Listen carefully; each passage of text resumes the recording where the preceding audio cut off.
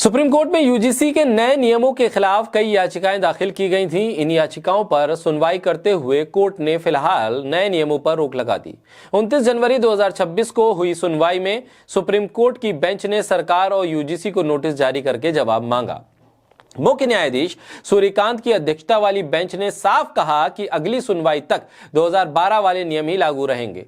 Court ने केंद्र सरकार और यूजीसी से 19 मार्च 2026 तक जवाब दाखिल करने के लिए कहा है, यानी अब इस मामले पर अगली सुनवाई 19 मार्च 2026 को होगी।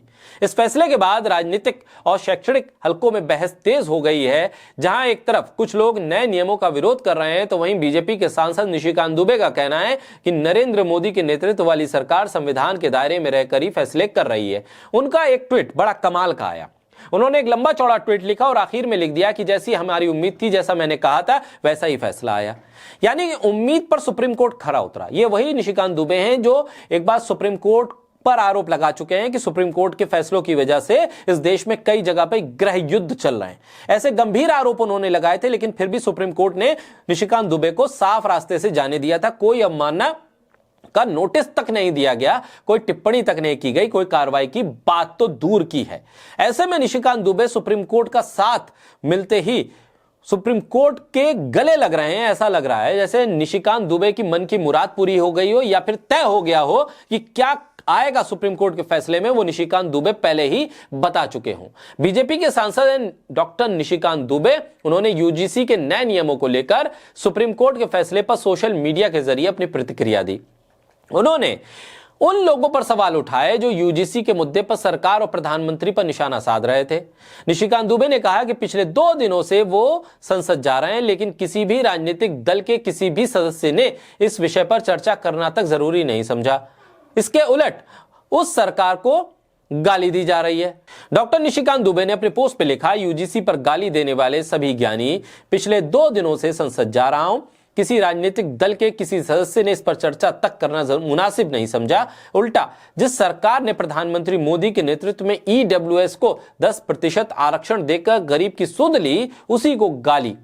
मैं दोबारा आपसे करबद्ध निवेदन करता हूं कि प्रधानमंत्री नरेंद्र मोदी पर भरोसा रखिए। संविधान की धारा 14 और 15 के तहत ही देश के कानून चलेंगे। सुप्रीम कोर्ट ने वही किया जो मैंने कहा। ये कह क्या रहे हैं? जो मैंने कहा वही किया, ये डायरेक्शन दे रहे हैं या ये बता रहे हैं कि सुप्रीम कोर्ट में वही होता है जो हम चाहते हैं? पहले हमने फैसला यूजीसी के कंधे पर बंदूक रखकर चला दी, उसका जो नतीजा आया उसको सबसाइड करने के लिए हमने सुप्रीम कोर्ट से एक ऐसा फैसला करवा दिया जो बीच का रास्ता साबित हो गया।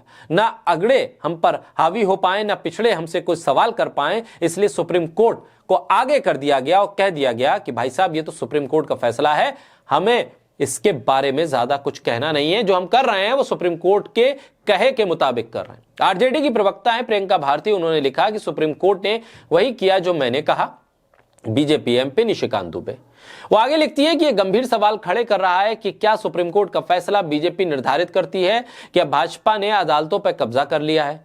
क्योंकि राहुल गांधी सिरखे नेता तमाम प्लेटफॉर्म पर यह कह चुके हैं कि भारत में संवैधानिक ढांचा चरमरा गया है, संवैधानिक संस्थाओं पर कब्जा हो गया है, संवैधानिक संस्था पर एक विचारधारा का कब्जा हो गया है, बहुलतावाद का कब्जा होता जा रहा है। इसमें सवाल यह भी उठ रहा है कि सुप्रीम कोर्ट ने एक नजर में यूजीसी के नए नियमों को गलत साबित कर दिया और सरकार ने अपनी पैरवी करने के लिए कोई मजबूत वकील भी खड़ा नहीं किया। यानी तय हो चुका था कि सुप्रीम कोर्ट यह फैसला देगा, लिहाजा ऐसे वकील को भेजा जाए जो बहुत ज्यादा पैरवी ना कर पाए, दलीलें ना दे पाए और चुपचाप उस फैसले को मंजूर कर ले जो सुप्रीम कोर्ट कह दे कि अब इस पे स्टे हो गया है। क्योंकि स्टे जरूरी इसलिए भी था कि उत्तर प्रदेश जैसे राज्य में बीजेपी के लिए मुश्किल खड़ी होती जा रही थी। लेकिन सवाल यह है कि उत्तर प्रदेश में जिस तरह से अधिकारी इस बिल को लेकर अपने राजनीतिक भविष्य को टटोल रहे थे और इस्तीफा दे रहे थे, वहां पर अचानक से सन्नाटा छा गया है।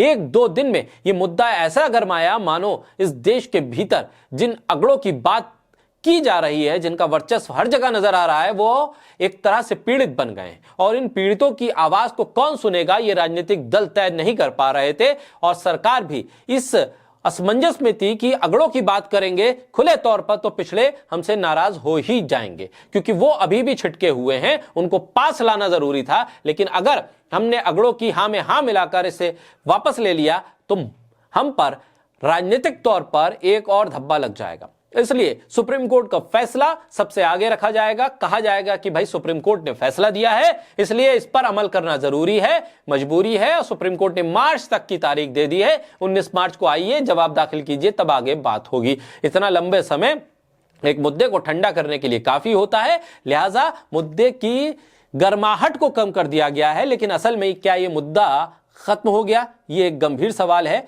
और ऐसे में निशिकांत दुबे की तरफ से आया ट्वीट एक सवाल को और गंभीर कर रहा है, क्योंकि ये वही निशिकांत दुबे हैं जो सुप्रीम कोर्ट पर गृह युद्ध छेड़ने का आरोप लगा चुके हैं, आज सुप्रीम कोर्ट की हां में हां मिला रहे हैं।